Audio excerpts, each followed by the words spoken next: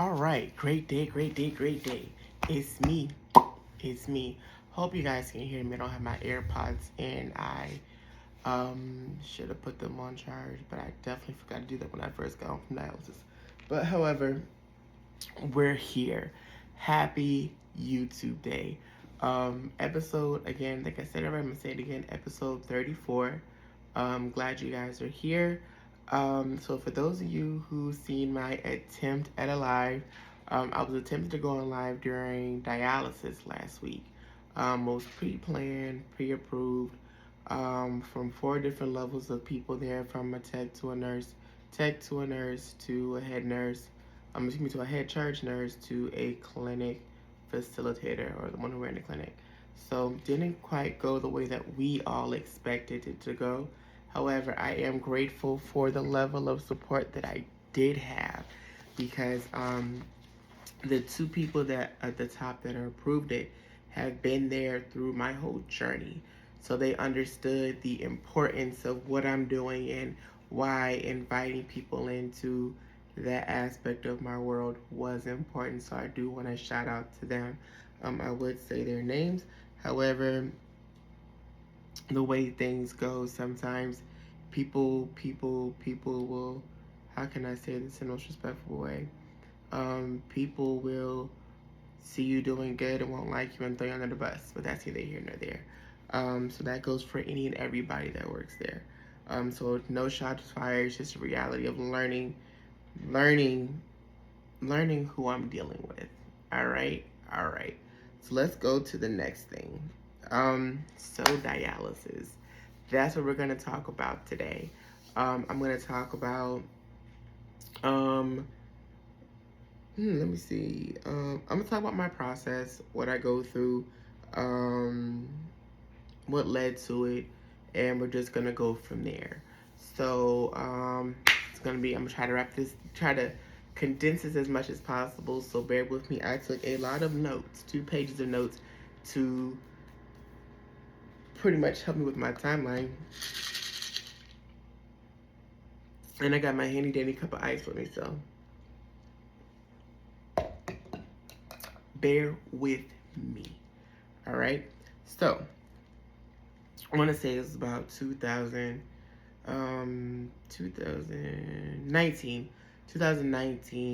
during the summertime. I was dealing with into the spring, I was having some health issues and complications. And I kept having, but my vision was going in and out. And one day I just woke up completely, like everything was blurry. It was like seeing under foggy water. It was terrible. I still tried to go to work because I'm hard-headed. Still tried to go to work, and it got to a point to where I had to be walked out of work. Made an eye appointment from work. Couldn't go until the next day. Went the next day. They said I needed to go somewhere else. Sent me to get blood work. Got blood work done. And in that process, I don't remember what happened, but I remember not feeling well. And feeling really lightheaded. And then went to get blood work and I passed out. And I remember coming to, and it was so crazy. To this day, I don't remember anything from walking into the facility, name being called, and going to the back room. I just remember waking up in the back room. My friend Jabbar ended up taking me to the hospital, called my brother, my friend Martin came to the hospital, and they ended up saying that they were going to admit me. I wasn't feeling well, I was in a lot of pain. It was just a whole process. During that time in the hospital, dealing with a lot of nausea, a lot of vomiting, it was really, really bad. And to the point where I really wasn't able to, it was like I'd be fine 1 minute, and then a couple hours later, I'm fine for a couple hours, then all of a sudden it's like I just can't hold nothing down. I kept feeling something in the back of my throat. So, let's see, where are we? They wanted to run tests. They ended up doing this thing where they numbed my back and then they gave me something to numb me from the waist down or from the back down. And they ended up doing the thing where they stuck the needle through the back to the kidneys, did blood work, Excuse me. I am tired, y'all. Bear with me. And they came back with the test results, and my kidneys were functioning at 15%. So, they said, okay, at this point, we can, your kidneys are failing. And at this route, like, you're gonna need to go on dialysis, like, starting this week. So they scheduled me the next day for a procedure to get a catheter placed in my chest. Mind you, I'm still processing everything. Um, I'm still processing everything.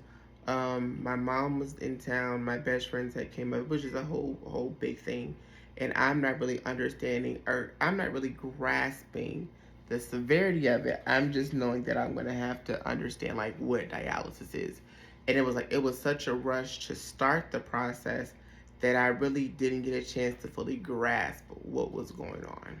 All right, so they placed the catheter in my chest, and the catheter, what it is, it goes here and it works as my temporary port. So this one tube has two tubes connected to it. Two tubes, excuse me, it's one tube eventually down in there, but it's like how it's two tubes, and two tubes, um one is pulling the blood, one is pulling the blood into the machine, and the blood is pulling the blood out of my body, sending it through the machine, and the other tube is sending it back. We'll get to that. So I'm gonna parking lot that. We're gonna get to that whole process in a moment. I have to just take you through and paint the picture of what led to it. But we'll go through the whole pulling and sending of blood, and I have two needles with me to give you an example, so you can see exactly what I deal with 3 days a week. So let's see, where am I? My first treatment was in June of 2019. So June of 2019 was when I first started my first treatment, and that's when I found out it was gonna be 3 days a week. It was gonna, at the first route in the hospital you can only do 3 hours, but in the clinic I had to go 4 hours. Sometimes 4:15, but you don't like to say 4 hours to cut my time. Let's see. So, where am I? All right. So I found out about this thing called a fistula because I have the catheter in my chest. However, with the catheter in my chest, I can't get it wet. So the way it's positioned is very hard to take a shower unless you wrap yourself in saran wrap. So, very honest and very transparent. It was a rough time for me. I love baths, love showers, all that great stuff, but I had to really do a whole bath for a while, to say the least. Um, so I had to do whole baths because I was gonna scrub, but dub, okay? Some way or another, I was gonna make that thing work, and I did. I want to say it was that September because it was like a day or two or the day before my birthday. They had to put this thing in, which is called a fistula. So the fistula, what it does is they cut your arm in two different places, and they stuff this thing. It's like a little tube, and this tube, which is about the size of, let's say, this straw, and it has to get to about the size of a Sharpie marker. It has this thing, it's called, the term is maturing. So it has to mature. And this particular, I call it my vein, is also called a lifeline. So the fistula is put in, and it's to the point to where you can feel it. Those of you who have that seen it or been around me, they've actually felt it, and you can feel what we call the thrill in treatment world, or vibration, or I like to say you can feel the rush. You can feel like you can feel it and you can hear it. Yeah. So I remember it was so weird. Like one time I was sitting there and I had a long sleeve, I had, a little short sleeve shirt, not a long sleeve, short sleeve shirt, so it was covering it, and I was holding my godson Kai, and he just laid his head, like the back of his head, against this part of my arm, and it was just sitting there, and he was just so cool and calm, and I was like, I'm thinking, Mom, like, it's the vibrations that just really just make me just chill, but it is what it is. So My fistula is my lifeline. That is this vein. So had to wait about 6 months for it to properly. It was supposed to take 4 to 6 weeks for it to mature. However, my process, we got it in September.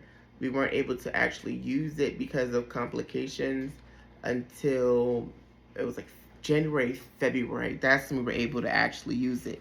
So they removed the catheter, and I covered with a band-aid because the hole is a little hole like this. Can't see it, but it's a little small hole, and it ends up closing on its own. And they said I had to wait 24 hours and then I could take a shower. Baby, when I tell you that was a long ass shower, when I tell you I washed so long and in hot waters, baby, listen, I washed all my sins away. That's how long I was in that damn shower. Like, Jesus was looking like, listen, are you taking a shower or baptizing? I'm like, both. Okay? Because, baby, listen, when I tell you I scrub for, baby, when I tell you, baby, listen, even though I was clean, I didn't feel clean.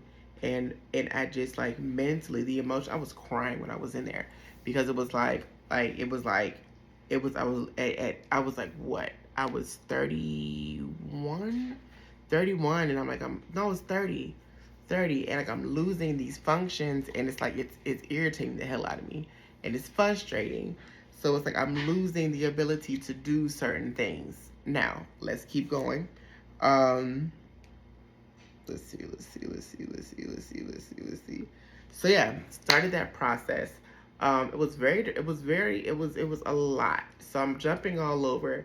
So I came to Atlanta. Started my first treatment in Orlando in June 2019. I had a mental breakdown. Ended up in the hospital. Left the hospital and came straight here to Atlanta. The first 6 months of dialysis were rough. That's what I wanted one of my nurses, Mrs. Karen Green, to attend one of my lives because she was my nurse before she got promoted to being in charge of all the nurses because she runs the girls, right? She was there through that rough first 6 months. Like she can tell you, like, from then to now is such a big change and it's a drastic improvement. Like,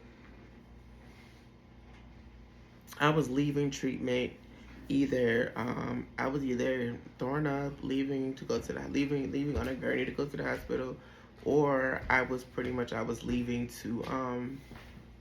in a wheelchair. And like, it was so many times my mom had to come into the clinic to actually get me. So it was just one of those situations or whatever. So we went through that for the first 6 months. I was to the point one time my doctor and I were talking, and he was so proud of me. He was like, not gonna lie, I didn't think that you were gonna make it. I didn't think you was gonna make it through the first 6 months. And I'm just like, wow, just wow. So, what else? So that was a big improvement. So anybody who's been with you from beginning to end, a lot of nurses can tell you, like, especially those were there at the early stages of this, they can tell you, like, from then to now, it's such a big improvement. Being able to just walk out of treatment, get in my car, and go, like, that wasn't what was going on for a long time. I wish people would stop walking in front of my motherfucking camera. But yeah. So let me describe to you how a treatment day goes. I walk into treatment, sit down in the lobby, and I get called in by whoever is my nurse, or no, by my tech. My tech, we get in, I take all my things, put all my things down, my bag and my blanket, and I say, hurry up blanket because it gets cold. Shout out to Mama Taylor for my blanket, Mama Taylor and Jeremiah for my blanket, because I carry that blanket with me. It's so comfy and it keeps me warm. So, walk into treatment, I get weighed on the scale, and when I get weighed on the scale, we check to see how much fluid I've gained since my previous treatment. I don't say pounds anymore, which is so crazy. When I do my weight, I speak in dialysis now. So we weigh it in kilograms. So that's the way that you do fluid, I guess. It's not the best way to describe it. I probably should have double checked that before I started this, but hey, I got research for everything else. Um, so, check my weight and we can see like how much fluid I've gained since the previous treatment. We check it two times. They zero out the scale. I step on it. We check it 2 times, and then I go back to the assigned chair for the day. And it varies based on the seating assignments for I can call that current season. So I go to my seat and I put my things down. The tech sets me up where she puts my blood pressure cuff on my right arm. I can't put nothing on my left arm. Just a little insert. I can't lift nothing heavy because again, this is my lifeline. And the process to this is my second fistula. And the process to go through it, they can only cut you in the same place so many times. And my doctor had to cut in different places. So the second time he had to cut me to put the second fistula in, he had to go up in my armpit. So I was a musty ass nigga for a couple of days. Thank God for my auntie. My aunt Shantae, the one that I talked about when passed away, like I remember she was checking on me and I was like, I'm struggling. I was like, I'm musty, it's not gonna work for me, da da da. And she was like, well, how are you bathing? So I'm telling her, and I'm telling her, like, I gotta take a shower, I can only do certain hours. Like, it was a struggle because I'm using, like, it's just trying to function. And my auntie, I got a treatment. She came over, because we had the conversation when I was in treatment. She came over to my house and she helped me bathe. She scrubbed under my arm and she hit the areas that I could not reach because I could not see certain parts of where the cut was. And my auntie, I made sure I was bathed, got deodorant on, she put it on for me. And then I was so drained and wore out because I was still recovering from that surgery. Anytime they cut you open, it definitely wear and tears on the body, I have to say that. Any procedure where they put your anesthesia, it wears your body down. It's like I've learned that anesthesia is kind of like your body resetting. It shuts you down and then it starts you back up. So it takes a while to get back, and I'm hard-headed, so that's another story for another day. But my auntie made sure I got into bed. I felt so clean. Oh my gosh. When I tell you, my auntie even got to the point where I changed the sheets and stuff, because in the process, she washed my blankets. I had one blanket at the time. I had two. Sorry. She washed my blankets and stuff while we were getting myself together. She changed my sheets and stuff while I was using the bathroom. And then once it was all said and done, laid down, and she ordered me some Chick-fil-A. We sat down, we ate, we talked. We cried about a couple of things, what we did. And once my pain medicine kicked in and I was falling asleep, she went ahead and she used the spare key to lock the door, and she let herself out and went home. So, yeah, that happened. Back to the process. So, sit down, they put the blood pressure cuff on, they check my pressure to see if it's too high or too low.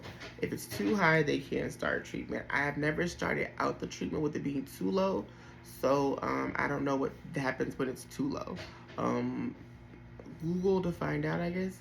This video is going to be a long video because we're already at 18, so I apologize to those of you who are watching. But this is my journey. And a story like this, you can't really tell in like 20 to 25 minutes where I thought I was going to. Now, you check your pressure, and then if it's good, you go to the next process. If not, you have to wait until your pressure goes down. They give you a medicine called clonidine. It's a blood pressure and a heart medication, and it lowers it, quick. So, yeah. But we'll get to clonidine because her part of the story is not done. So we start our treatment. We sit down. The arm gets cleaned with alcohol swabs. It gets cleaned really, really well. We go through my weight. We go through my temperature. We check to see how much I've gained. We check to see what my goal is. The goal determines, you have your goal weight, You have your goal weight, what you leave at from your previous treatment, and what you came in as. What you come, what you leave as determines what your gain was since the previous treatment. Your goal determines how much you need to take off during that treatment to get to your goal. With that, you have to monitor your fluid.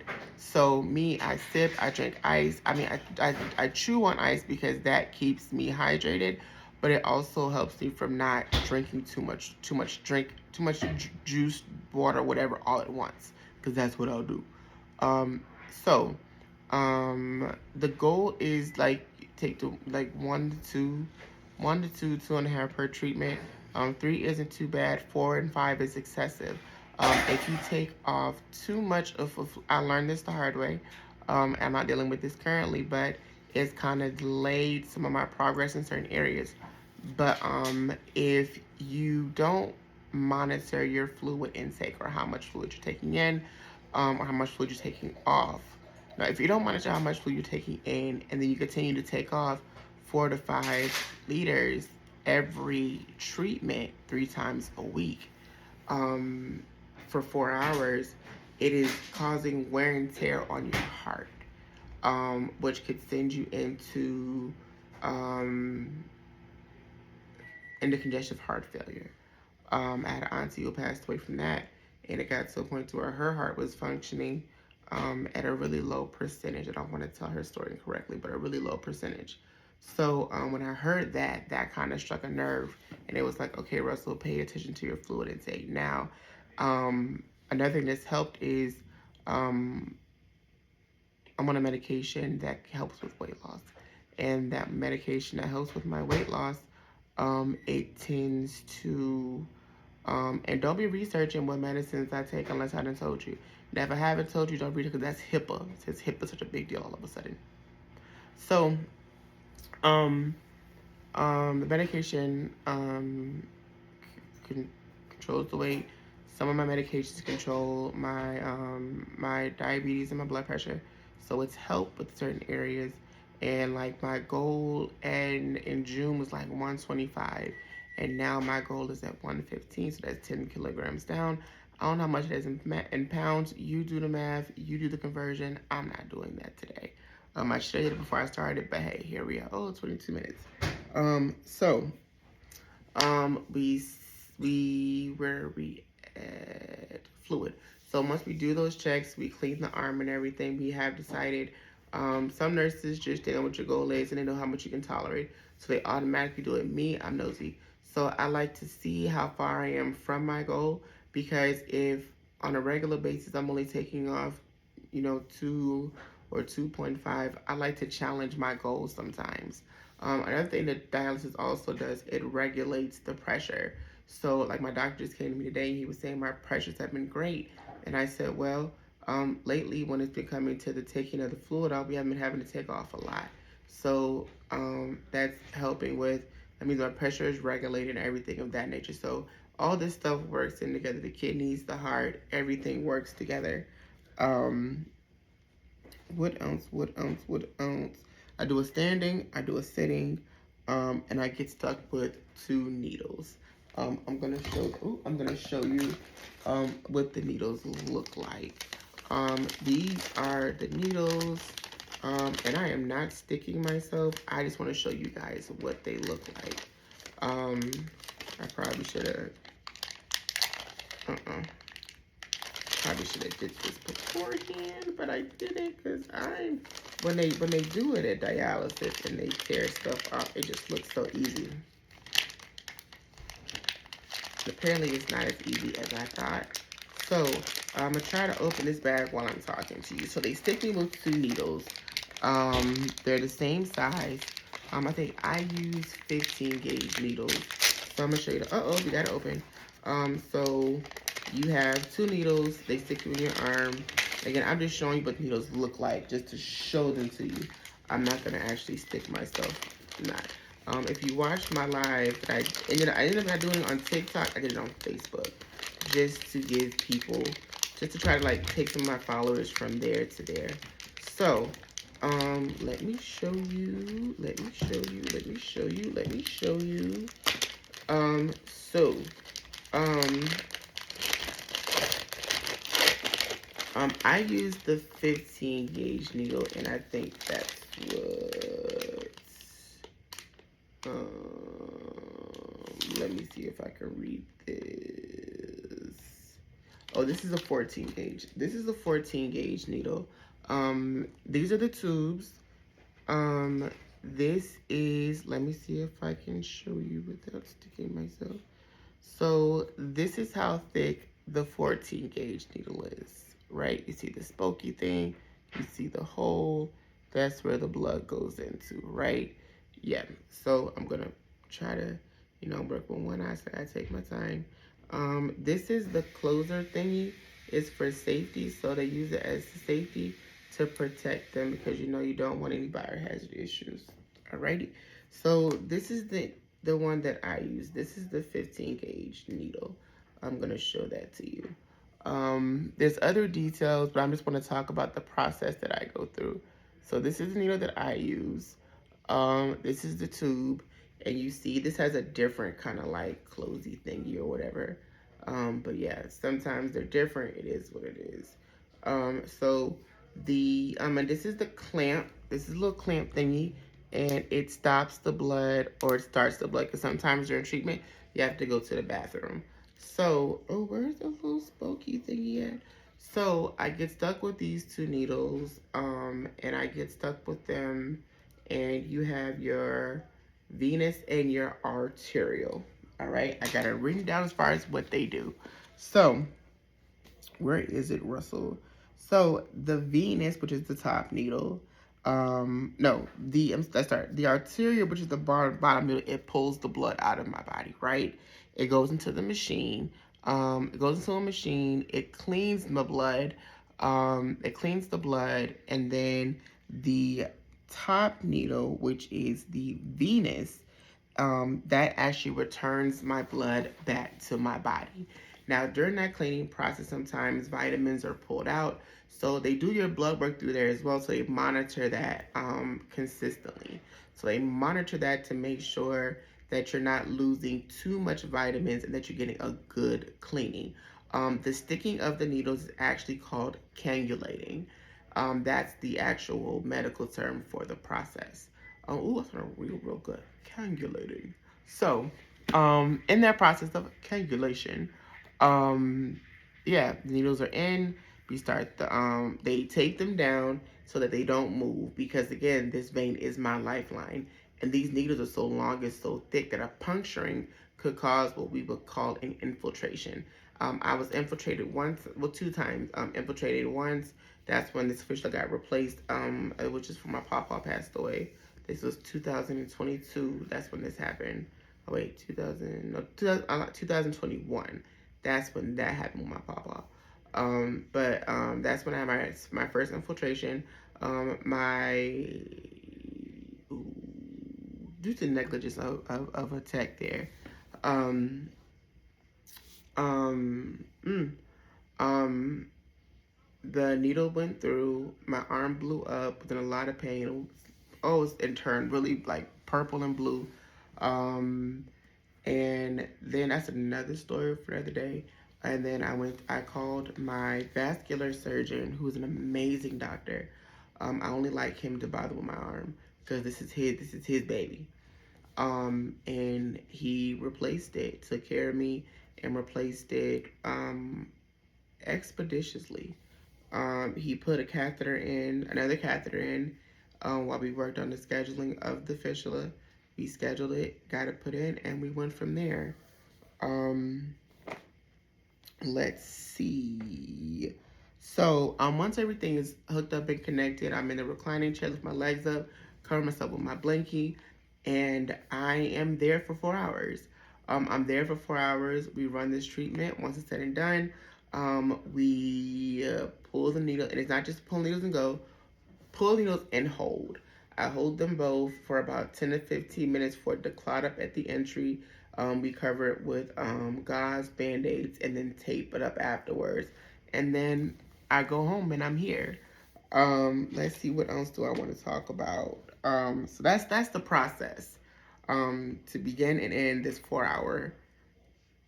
hour process that I go through 3 days a week. Um, Let me see, what am I missing?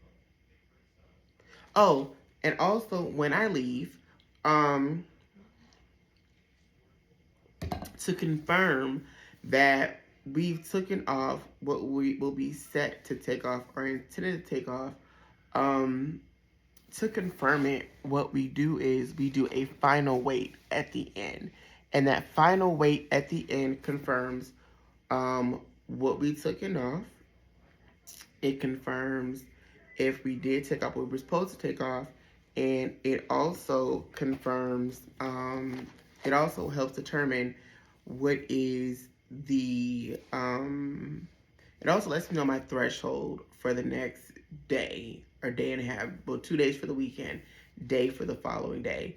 And it helps let me know how much I've taken on between that treatment and the next treatment. But it helps let me know how much I've taken on since that current treatment or the last treatment, however you want to say it. Maybe I'm tired. But I'm still gonna get this done because we're in this together. Um, we talked about fluid. Fluid management is very important. Um, Diet control is very important. With your kidneys flush out a lot of bad toxins, and that's why it's like when you don't, because some people, I know some people that don't pee. I know some people that pee once a week. I don't pee as often as what I used to. Some days I don't even start my day off having to pee. I just gonna get up, wash face, brush teeth, and go on by my day. So I don't really start out how I used to start it out, which is it's just thinking about it, like that's kind of tragic. However, yes, some people who haven't. I know one lady said she hadn't peed in a long time, and she's like, I don't pee. And I was like, what do you don't pee? And even asked in the hospital whenever I go to the doctor or hospital or whatever it is, they always ask me if I still make urine. Even my nephrologist, they still check on me. Do you still make urine? Just about how much do you make? Like it's a regular question. Um, what else is there when it comes to diet? Like some people, like me, I've been blessed to not have as many restrictions as a lot of people I've encountered. I'm grateful because my weight has fluctuated. I think the biggest I've gotten since I started dialysis, the biggest I've gotten was early this year when I had my goal at 125. Because when I moved back here, I went through a lot of changes and I got depressed pretty quickly. I'm not gonna lie, even like going through the eye surgery, and I blew up. I blew up even more once I was on steroids after the eye surgery. So that's another video for another day, about that process, because I'm gonna do a video on the 1 year anniversary of me having my eye surgery.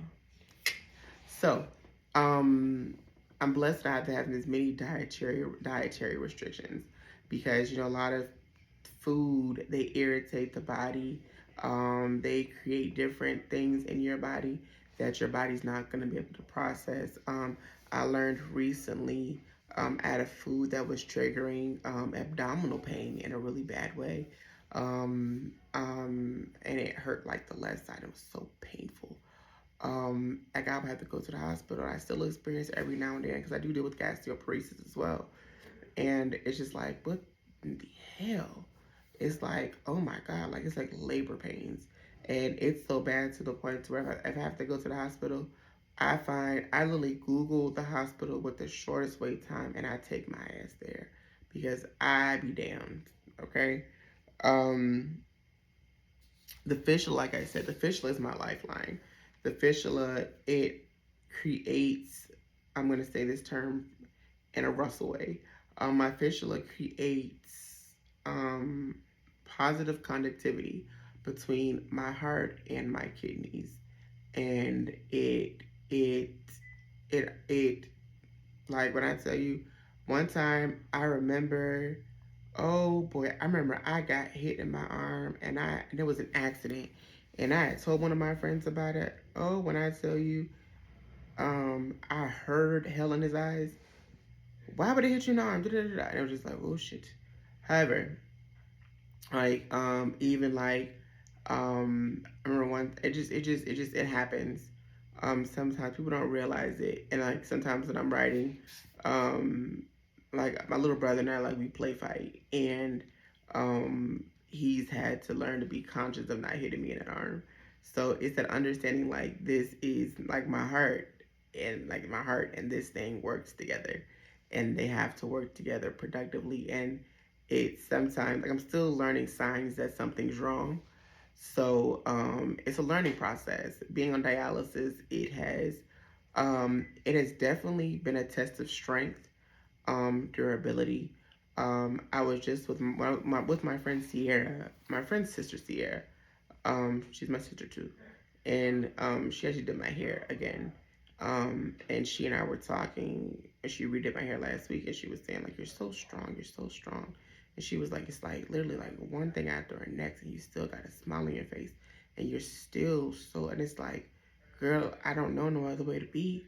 Um, my nurse Karen, um, Miss Karen, Tamara, um, people like Wheezy, Shauna, people like Ray, like, they can tell you really, like, because they've seen me in the early stages as opposed to a lot of the new nurses there, the new techs there, and they've seen me, like, go through some shit, and they can tell you, like, I always had a positive attitude.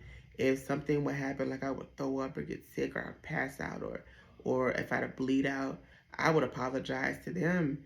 Another nurse, another nurse, Jesus have mercy, Miss Linda, um, who's retired.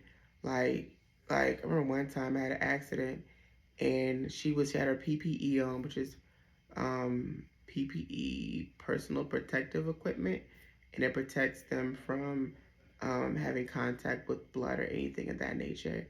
And she had a mask on. She had a mask on. She had the little shield thing on. She had her smock thing on and gloves. And she went to change it, and she changes it really fast, and it still squirts, and it gets all on her. And I broke down crying, like, I'm so sorry, I'm so sorry, I'm so sorry. And she was just like, Russell, breathe. It's okay. And I'm apologizing. She was like, why are you sorry? She was like, I'm here to take care of you.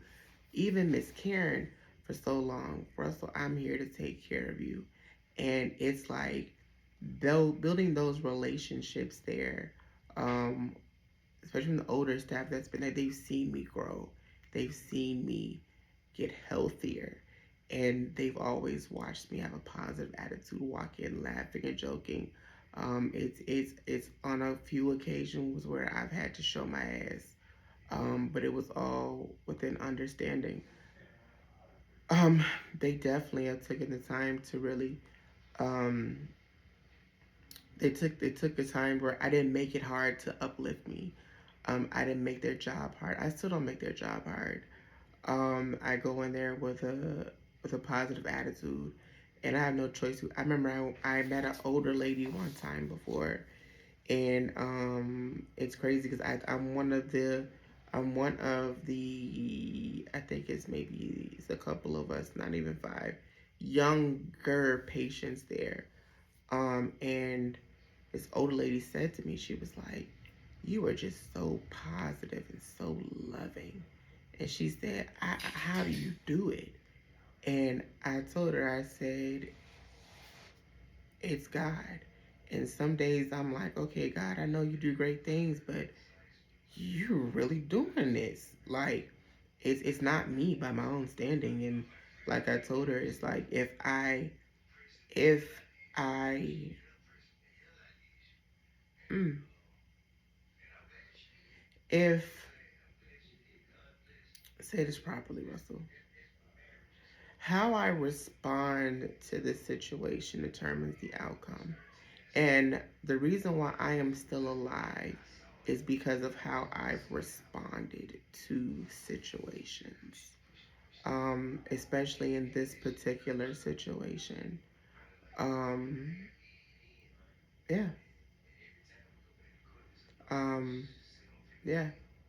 That's how I get through it. That's how I walk around with a smile on my face. Because that's how I respond to it. Um, I know a kidney is on the way. I know the life that I've prayed for is on the way. I just gotta catch up to it. I just gotta catch up to it. And even if I don't catch up to it here in the physical, I'll catch up to it in the physical. I mean, the spiritual. Even if I don't catch up to it in the physical, I'll catch up to it in the spiritual. Because I know that heaven has an even bigger home for me. So I not gonna lie, it gets rough. It gets rough, and I'm grateful for people who get in the trenches with me on my rough days, from nurses, because life is lifing, and it's like life, and then I can't even. I remember, oh my gosh, um, the day after, the day after my grandma passed away, I had dialysis. It hadn't even been a full 12 hours, and I was back at that place, getting stuck with needles, getting cannulated. And it was like, I didn't even get a chance to take in. I had to jump right back into life. When my papa passed away, same thing. I went to treatment. Child, when my grandma passed away, I wasn't working. I was on leave from work for dealing with the kidney stuff. Um, when my papa passed away, um, I tried to go to work the next day. Um, I tried to go to work the next day, and it was the evening time he passed away. Um, no, excuse me, that's not how it happened. Um, I thought at that time it was told to me that he had passed away that night, and then the next day he was still holding on, and I was at dialysis when my daddy called me and told me he was gone. So no matter what was going on, I still had the life.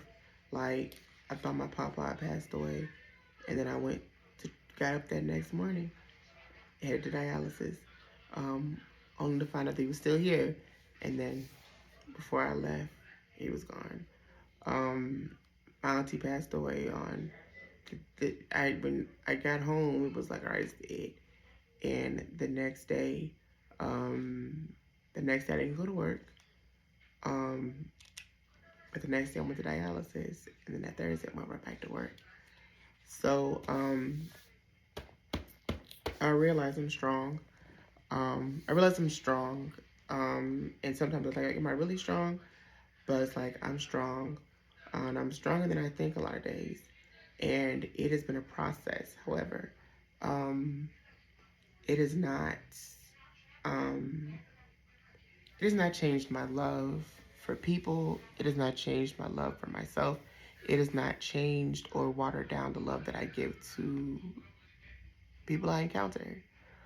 Because whether I'm meeting them at dialysis or meeting them, at work or wherever it is, it's just kind of just like my love hasn't watered down. It's made my light shine brighter, which is so crazy because it's like I'm shining my light to other people, and I realize as I shine my light into them, it's shining back into me. So I shine even brighter so that when it's coming back to me, I'm receiving that same love back, and it's a beautiful feeling to feel. So, I feel like I had another page of notes, which I do. So let me turn to that next page. So I'm forgetting stuff. Oh, so the transplant process. The transplant process is a pretty extensive process. You go through different tests and stuff. From what I understand, different hospitals have different processes. Currently, we're working on this now um, with my HIV doctor and my therapist. We're working on letters to say that I'm okay to go. My doctor said to me today he feels like I'm a perfect candidate for it. We just gotta, get everything, dot our I's and cross our T's. The beautiful thing about the process, when I do get on the list, I'm not gonna get on the list at where it is now. I'll be on the list for back in 2019. So my number is gonna be the number I would have been if number I would have been on my first treatment from back in July 2019. So I'm grateful. Um, so yeah, so that is that process. It is a lot of it is work. Um, Once I actually do get my transplant, that's gonna be a fun video, and it's gonna be even greater video to talk about that process. But a lot of people don't talk about kidney failure or dialysis because they just hear dialysis and think it's an old person's thing, and it's not. I'm 37 and I've been on it for 19, 20, 21, 22, 23. I've been on for 6 years. 6 years. And it kind of goes by quick because, 3 days a week, 4 hours. In the middle of the day at that, because I go at 11:30, I don't leave until like 4:30, 4:45. So it's like, yeah, time kind of thinking about it, it's gone by a lot faster than I thought it was going to. So, yes, so that is what dialysis is. That is the process for some of us who go through treatment. Um, yeah. So if you have a loved one that goes to dialysis, understand it's not easy. Some days treatments are rough, they're tiring. Sometimes your pressure will drop and they gotta give you fluid to raise your pressure back up so you don't kirk out completely and go bye-bye. It is a lot. Even no matter how much joy I have, it's still some days I have to recoup and regenerate, which I don't do it as often as I should, which I'm starting to do that now. I'm actually gonna do that once I finish recording. I'm gonna shut down and do something that I like to do, which is relax, eat something nice, and watch something that I love to watch. But I encourage you guys. Um, those of you doing with dialysis, keep pushing. Um, yeah, dialysis warriors, keep pushing, keep fighting. And for those of you who, if you have the ability or you're interested in learning about it, or learning more about how you can be a donor, or if you're interested in, if you're interested in being tested to be a live donor, reach out to me. Or if you're interested in being a donor and someone in your local, go listen. I think it's the Kidney Foundation. You can either Google it, go online, and they can direct you through the process to become a live donor. Because you got two kidneys. So I just encourage you guys, like, yeah, it's a I know, since Sierra, the one who did my hair, she actually donated her kidney. Um, she donated her kidney, and it was before I even knew I was gonna end up losing mine. And she donated it to someone in her. I thought it was so beautiful. It was such a beautiful process watching the surprise the person received when they found out that she was a match. And I was actually at the hospital when after Sierra had her surgery, because Auntie Jessie and Erica came in town, and I went with them to go see her at the hospital. And like, to watch the person who received it just be so full of life and rejuvenated. And it was like they got a second chance at life. And then her process, like healing and recovering, and just watching, like, you really saved a life. And it was just beautiful to watch it happen. So I just know that I'm gonna be hard hit. I'm probably gonna shout a little bit, but yeah. So those of you who are dealing with health challenges, things of the nature, keep pushing, keep fighting. Yeah, keep pushing and keep fighting, and keep fighting until God says you don't have to fight no more. All right. I love you all. Thank you all for watching. This took a toll on me. We're almost at an hour, but You know, I go through this 4 hours a week. No, 4 hours for 3 days. I'm sorry. I go through this 3 days a week for 4 hours. So it's 12, 4, 8, 12 hours, 12 hours a week. So you guys can stand 50 minutes. So I love you all. Thank you all for watching, and I will see you all later.